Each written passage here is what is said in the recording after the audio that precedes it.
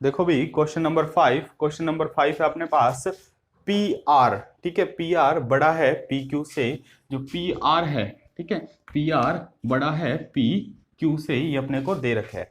और P S कोण Q P R का, पी एस जो है कोण क्यू पी आर, इसका ये समद्विभाजक है। ठीक है, को समद्विभाजित करता है। सिद्ध कीजिए कि कोण पी आर एस, कोण पी पी एस आर, ये वाला जो कोण है, कोण पी एस क्यू से, कोण पी एस क्यू से बड़ा है, इस कोण से बड़ा है, ये अपने को सिद्ध करना है। ठीक है, कैसे सिद्ध कर रहे हैं देखो, इसमें अपने एक आइडेंटिटी यूज करेंगे भी, त्रिभुज के दो अंतःकोणों का योग उसके सम्मुख बहिष्कोण के बराबर होता है। ठीक है, तो अपने ये वाला कोण और ये वाला कोण इसके बराबर करेंगे, और ये वाला कोण और ये वाला कोण इसके इसके बराबर करेंगे। ठीक है, कैसे करते हैं देखो, अपने ले रहे हैं, अपने को पता है त्रिभुज पी क्यू आर में, त्रिभुज पी क्यू आर में अपने पास दिया हुआ है पी आर बड़ा है पी क्यू से। पी आर क्या है, बड़ा है पी क्यू से। तो पी आर के सम्मुख कोण,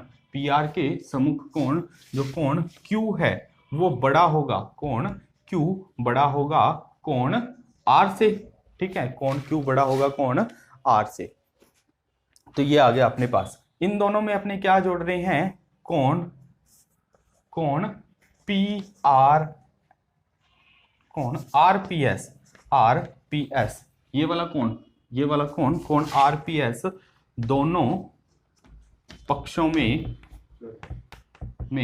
जोड़ने पर, ठीक है, मैं दोनों पक्षों में कोण जोड़ रहा हूं, कोण क्यू प्लस कोण आर पी एस बड़ा होगा कोण आर प्लस कोण आर पी एस। ठीक है, अब देखो कोण Q प्लस कोण, मैं लिख सकता हूं कोण QPS।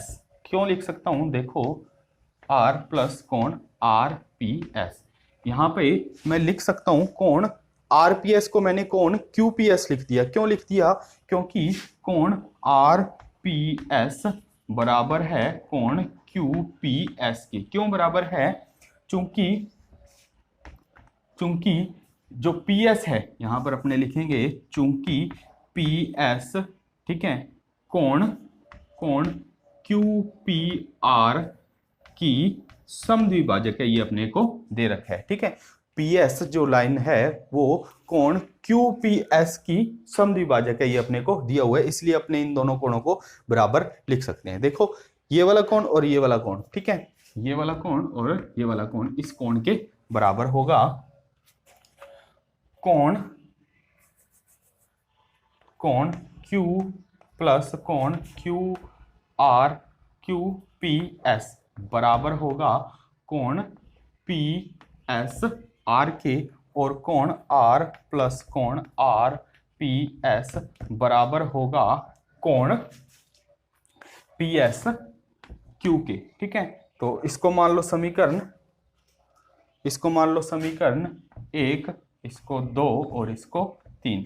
समीकरण 2 व 3 का मान समीकरण 1 में रखने पर, समीकरण 2 और 3 का मान समीकरण 1 में रख दो। अपने क्या रख सकते हैं, कोण Q प्लस कोण QPR की जगह रख सकते हैं कोण PSR। ठीक है, ये बड़ा है, ये क्या है, बड़ा है कोण PSQ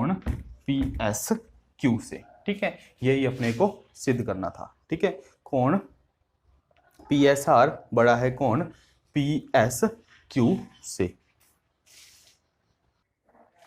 तो अपने पास क्वेश्चन है, दर्शाइए कि एक रेखा पर दिए हुए बिंदु से जो उसे रेखा पर स्थित नहीं है, एक रेखा, ठीक है, और इस रेखा पर एक बिंदु जो स्थित नहीं है, कोई भी एक बिंदु जो इस रेखा पर स्थित ना हो, कहीं पे भी मान सकते हैं। ठीक है, रेखा पर स्थित नहीं है, जिसमें रेखाखंड खींचे जा सकते हैं, उनमें लंब रेखाखंड सबसे छोटा होता है। ठीक है, तो अपने पास ऐसे लंब, ये इसका लंब है। ठीक है, एक रेखाखंड है, ये एक रेखाखंड है, ये इसका लंब है। ठीक है, इस पे जो रेखाखंड और खींचे जा सकते हैं ये उनमें से सबसे छोटा होगा। ऐसे अपने कोई भी ये और रेखाखंड खींचेंगे, ठीक है, और अपने बताएंगे ये जो लाइन है ये सबसे छोटी है, ठीक है।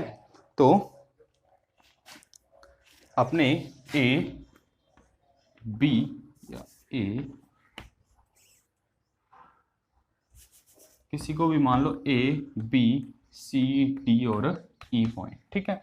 तो अपने को सिद्ध करना है जो ए बी, अपने को सिद्ध क्या करना है, ए बी छोटी है ए सी से, ए बी छोटी है ए डी से, ऐसे ही और कई बिंदु, ठीक है।